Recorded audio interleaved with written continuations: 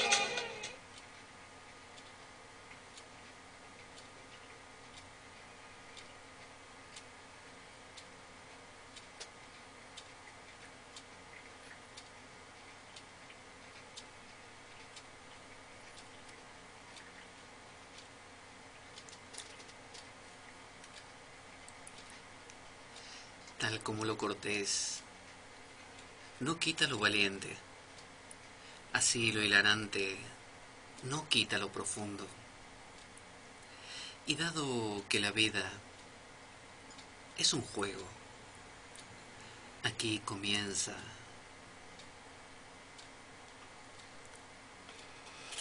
la espada de Damocles, la ficción más real que puedas concebir.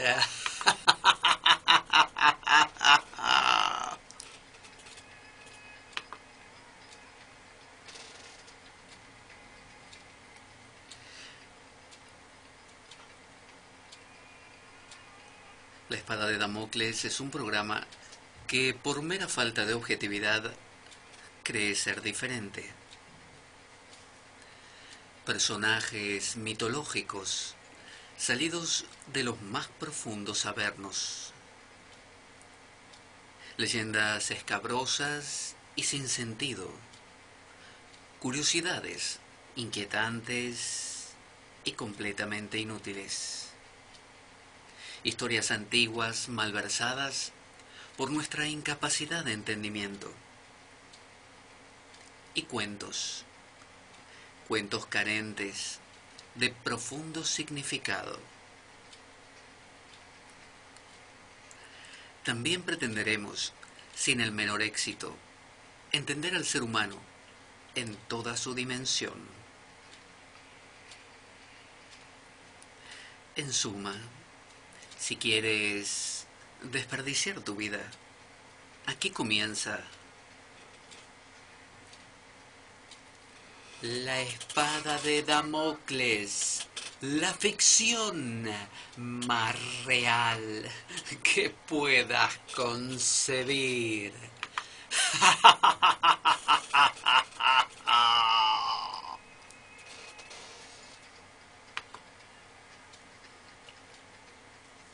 Todos los domingos de 3 a 5 de la tarde por FM 107.3 Radio Cucaracha. ¿Dónde? Aquí, en Oviedo. Por supuesto, Asturias, España. También puedes oír y descargar nuestros programas grabados entrando en nuestra web www.espadaweb.blogspot.com.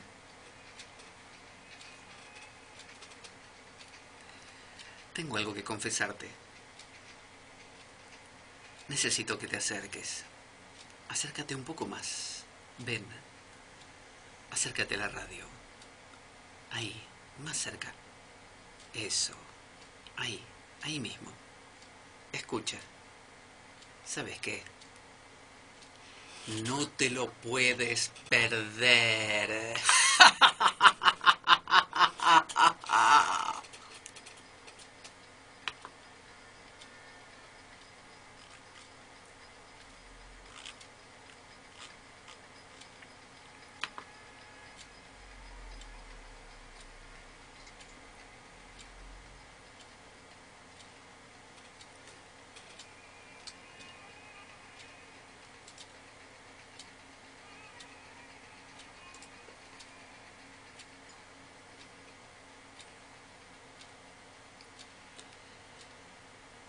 Buenas tardes a todos, aquí estamos otra vez en la espada de Damocles.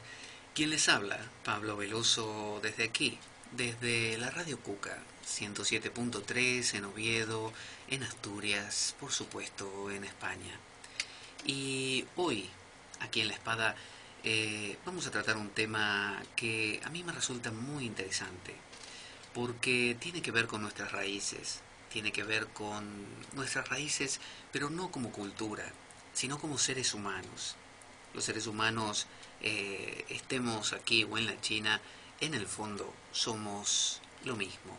Somos un ente, un ser que se pregunta por las cosas, que quiere saber de qué va la vida, quiere saber hacia dónde debe dirigirse, qué se espera de él, y quiere saber acerca del futuro, del pasado, de la comprensión de la vida en sí. Y este es el camino de los místicos. Y cuando hablamos de los místicos, normalmente pensamos en términos de religiones y decimos, bueno, pero ¿qué místico? ¿Místico de la religión católica o de la religión budista o hinduista? ¿Qué tipo de místico? Bueno, da igual, porque místico es aquel que se conecta o que descubre que la vida no es simplemente ese ruido, ese sonido, que es el sonido de ese hablarse mentalmente. Veo que cotidianamente uno se habla mentalmente, uno tiene como una especie de vocecita interior. Mire, yo le voy a hacer la voz que tenemos, que dice, ¿cómo estás? Yo soy tu voz interior. Y acordate que hoy dijiste que ibas a dejar de fumar, ¿eh? Y aparte, eh, hoy la actitud que tuviste con esa persona no es digna de ti, ¿eh? A mí me parece que no debería ser así. Y pasado mañana acordate que tenés que comprometerte de una vez con aquella cosa que vas. Esa es la voz interior.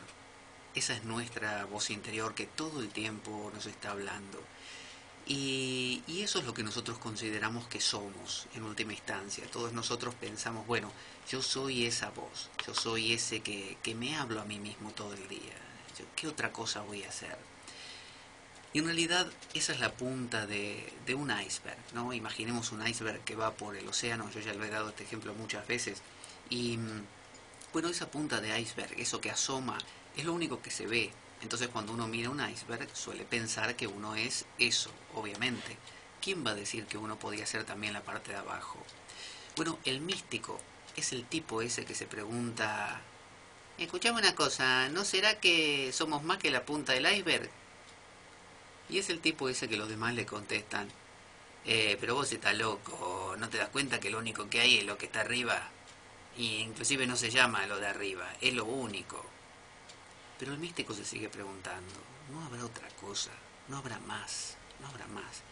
Entonces surgen en el mundo infinitos caminos, variantes, que lo que buscan de una manera u otra es acallar ese yo, hacer que ese yo se aplaque un poquito, que deje de hacer tanto ruido. Y vio usted que, supóngase, usted tiene, no sé, una música maravillosa, ¿no es cierto?, sonando, un concierto, y usted está presenciando ese concierto en una butaca en el teatro, y usted tiene al lado suyo una persona que constantemente, que que vino a ver la presentación con usted, y constantemente le está diciendo, Juancito, qué bueno que la pasamos hoy cuando fuimos a caminar por el parque, ¿eh? Y antes cuando fuimos a la playa estaba buenísimo, porque qué día, ¿eh? Cómo jugamos al fútbol, qué partido, ¿eh? Porque viste cuando yo te pasé la pelota y que vos corrías hacia el arco contrario, qué pase, ¿eh? Qué bien, cómo metimos ese gol entre los dos, qué bueno, cómo nos combinamos. Y usted piensa para sus adentros, este tipo me está volviendo loco, no me está dejando disfrutar de esta música maravillosa. Lo único que hago es escuchar a este tipo. Y llega un punto que ya no sé si hay música o no. Lo único que escucho es a este hombre. Entonces fíjese, a veces pasa eso. No es que uno nazca con esto, no es que uno nazca hablándose a sí mismo.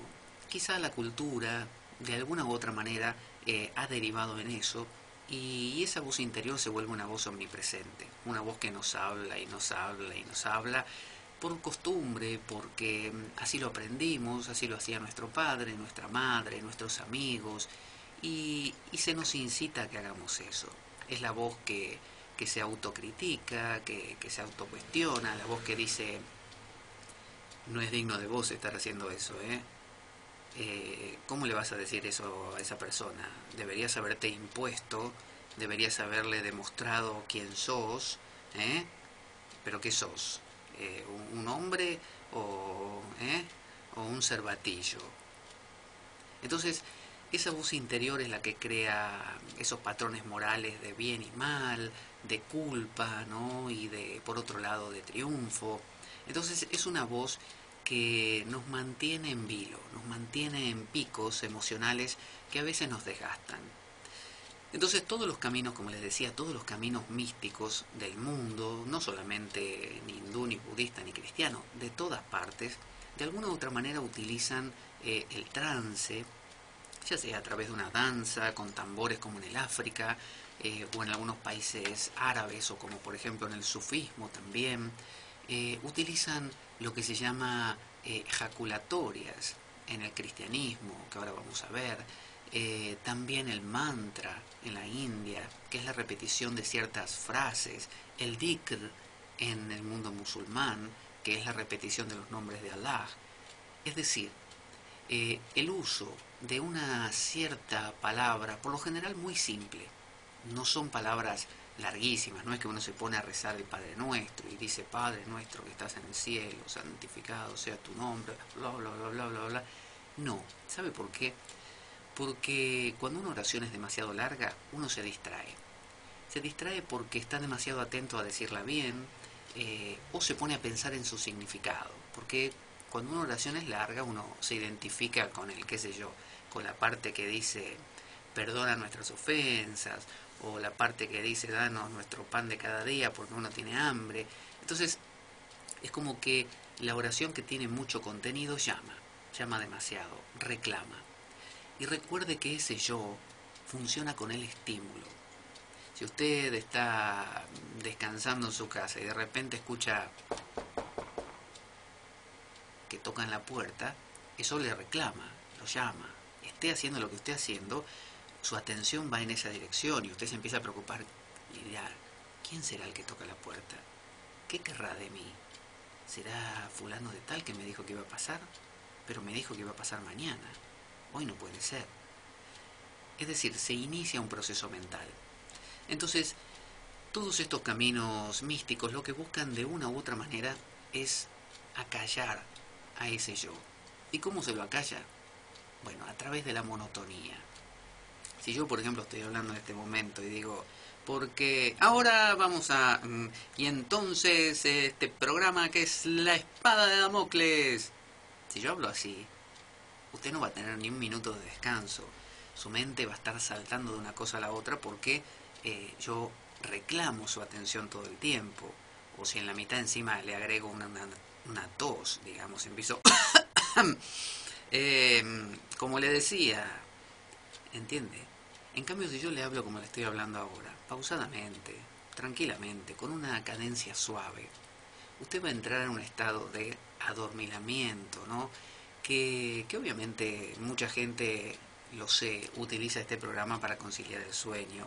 Hay un club mundial de insomnes, una asociación mundial de insomnes, en la cual sus adherentes de todas partes del mundo utilizan este programa, aunque sean chinos, por ejemplo, y no entiendan qué estoy diciendo. Pero parece ser que la cadencia de mi voz les induce a un estado onírico muy fácil, de muy fácil entrada.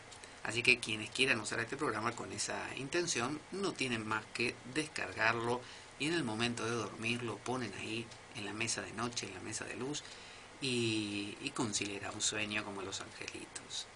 Pero fuera de eso, entonces los métodos de oración antiguos y modernos, en el fondo, detrás de toda la complejidad que aparenten tener, siempre en el fondo lo que estarán haciendo es una especie de nana. ¿Vio cuando alguien nos canta o nuestra madre nos cantaba una nana? Y nos acunaba, ¿no? Y es como algo que se repite, algo que se repite. Y esa repetición es como una caricia, es como una especie de decirnos a nosotros mismos, quédate tranquilo, está todo bien, no pasa nada, no tenés que estar atento a nada. Entonces, esa palabra, esa oración, digamos, como decían los antiguos padres del desierto cristianos, monológica, o sea, de mono, una, logos, palabra. Entonces, es una oración que no multiplica las palabras, es una oración que se centra en una frase muy corta, o mejor todavía, en una palabra muy corta. Y esa palabra se repite y se repite y se repite hasta que esa voz interior, ese yo, realmente se aquieta. Así que de lo que vamos a hablar hoy en la espada de Damocles, después de todo este preámbulo, es de el esicasmo. Y usted me preguntará con toda justeza, ¿qué cuernos es eso del esicasmo? Bueno, el esicasmo lo contaré ahora después de la pausa musical, pero es un movimiento que hubo a partir del comienzo de la historia de la Iglesia y que fue creciendo cada vez más, que apuntaba a encontrar la esiquia. Y la esiquia es esa paz interior. Así que fíjese que universal, bueno, que sin fronteras que es. Es decir, no pertenece a una religión en particular, a un culto en particular, sino que pertenece a todo ser humano.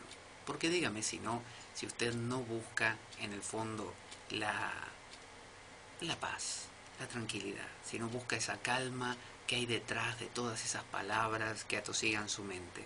Así que le propongo que hagamos este viaje en este programa de hoy de la espada de Damocles, pero quitándonos un poco esos pruritos de que pero esto es un programa acerca de una religión, está contando la historia religiosa de una religión en particular.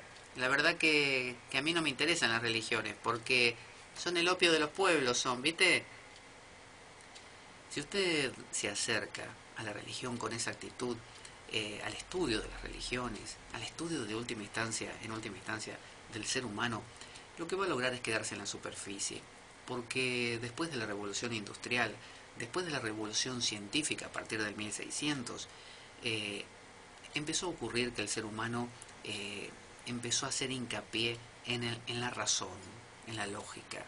Y surgió el mundo de las matemáticas, o se le dio, por lo menos porque ya existía desde Pitágoras, se le dio un papel preponderante en nuestra existencia, en nuestra manera de entender las cosas. Y eso dio lugar a la ciencia. Y la ciencia es un paradigma particular. Es una forma de ver el mundo, es una cosmovisión, pero no la única. Y no necesariamente es una cosmovisión que lo pueda explicar todo o que lo abarque todo. La ciencia habla del cómo se producen las cosas, pero no cómo se producen las relaciones, cómo interaccionan esas cosas, pero no de la esencia de las cosas, de la ontología, de los porqués de las cosas en sí. Entonces, la ciencia puede operar sobre una parte de la realidad y es muy valiosa en eso, pero nos hemos olvidado que hay otro aspecto del ser humano, que es el aspecto que no tiene que ver con presionar un botón y que se encienda una licuadora, ni tampoco con curar un cáncer, sino que es otro aspecto que hace a su vida interior, a su emotividad, a su sentirse bien, al estar en paz. Y eso no es propiedad de una iglesia, no es propiedad de una institución, no es propiedad de una mezquita, de un templo o de una sinagoga. Eso más que nada es propiedad del ser humano y se expresa así en cada cultura, en cada tradición de una manera diferente. Así que esta vez vamos a estudiar una, que es la nuestra en última instancia, porque así usted no sea cristiano o yo tampoco, hemos nacido en una cultura cristiana, en una cultura que todas las instituciones que conocemos están basadas en el cristianismo, en una cosmovisión determinada. Así que por más que esto mismo que vamos a ver hoy lo encontremos en la India, lo encontremos en China, lo encontremos en cualquier religión de cualquier parte del mundo, digamos que nuestro idioma es este. Así que vamos a abstraer, es decir, vamos a extraer del contexto a veces social, ¿no?, las cosas de manera de poder entender la esencia de esta búsqueda de la paz que hace el hesychasmo. Así que vamos a escuchar una canción, vamos a ver que la tengo por aquí, vamos a escuchar una canción de Waj, que es un mantra que dice, a ver, vamos a apagar primero, aquí la tenemos,